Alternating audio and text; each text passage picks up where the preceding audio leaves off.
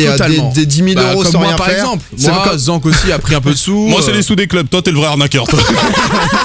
Et en plus, c'était avec Skype. Je suis quand même une bonne nouille aussi. Parce que prendre 10 000 balles sur les clubs sans rien faire. Dimanche 20h, Domingo Radio Stream sur Énergie. Compétition de l'hiver où j'ai l'impression que c'est un peu mieux structuré. Alors c'est beaucoup mieux structuré, justement les skirmishes que tu disais c'était un peu une phase de test pour eux parce qu'ils ont annoncé très tôt le fait de vouloir faire un championnat du monde, sauf que à mon avis c'est pas trop là où ils mettaient les pieds à ce moment-là.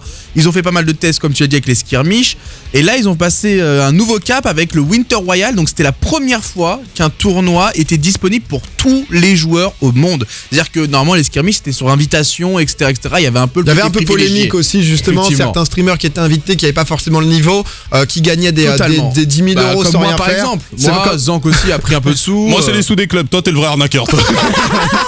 Et en plus, c'était avec Skype. Je suis quand même une bonne nouille aussi. Parce que prendre 10 000 balles sur les clubs sans rien faire. Je te le confirme. Donc, combien il y a eu de participants en tout là? C'est très simple. Alors, il y a eu plus de 9 millions de joueurs qui ont été annoncés sur 2 semaines de compétition. Alors, la première semaine, c'était ouvert à tous. Il suffisait de se connecter au jeu, d'aller dans l'onglet événements et de participer. C'était sur des créneaux de 3 heures. Il fallait faire un certain nombre de points pour se démarquer.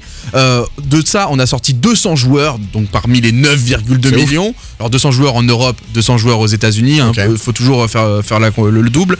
Et donc du coup, ce qui s'est passé, c'est que ces 200 joueurs se sont affrontés sur 2 matchs, 2 demi-finales de 100. Et ensuite, on a eu les 50 de chaque demi-finale qui se sont regroupés pour la grande finale qui a eu lieu justement samedi dernier, là où on a vu Skype l'emporter. Il se battait pour 500 000 euros en Europe, 500 000 euros aux États-Unis, donc 1 million en tout. Et la première place était tout simplement cash prizé de 75 000 $, et c'est un Français qui l'a remporté. C'est où? C'est un Français, il est avec nous ce soir en plus au téléphone, c'est Skype. Salut Skype. Salut. Comment tu vas Skype? Ça va et vous? Bah écoute, très bien, et déjà félicitations, je tiens à t'applaudir quand même, hein, parce que t'es dans toute la France, c'est clair que c'est impressionnant. En plus ça fait plaisir que ça soit un Français qui soit le boss du jeu en ce moment qui cartonne. Alors Skype, toi t'es joueur chez le Stream eSport à l'heure actuelle, c'est bien ça?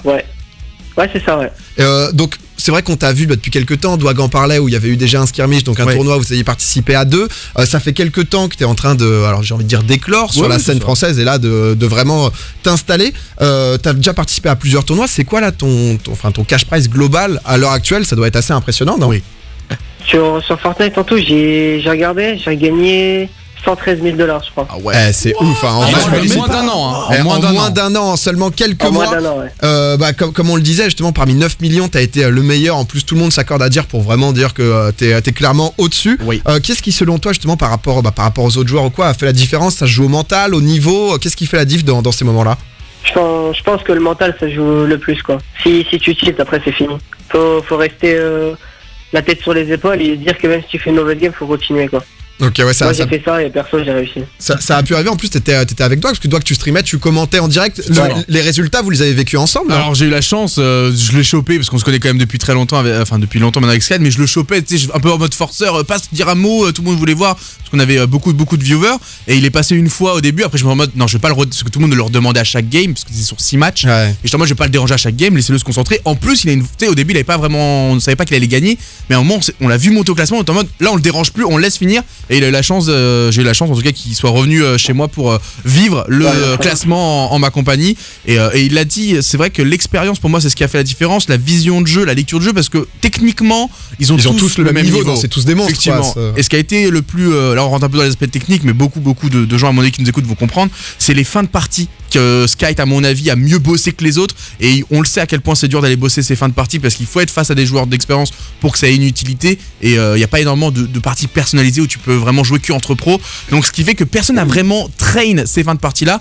Tu traînes en tournoi quoi. Voilà, uniquement, et Skype a un peu plus compris ça à mon avis que les autres, et c'est là où il s'est le mieux débrouillé, c'est pour ça qu'il a marqué un petit peu plus de points que ses concurrents, et donc c'est à mon avis surtout grâce à ça qu'il a gagné, et quasiment tout le monde dans la sphère, Zank tu me dis si je me trompe, mais était assez d'accord avec ça. Je suis plus ou moins d'accord, hein. J'avoue que Skype est connu on va dire pour ses mécaniques aussi. Mais mécaniquement parlant, on se trouve qu'en construction, on va parler un peu technique, hein, mais les constructions sont hyper importantes sur le jeu, mais comme tu disais en termes de déplacement, il a accumulé en fait un petit peu d'expérience sur les tournois précédents, justement cette expérience du skirmish, parce que chaque duel en fait, Je pense que tes duels, tu peux monter à 180 BPM en 2 secondes, tellement.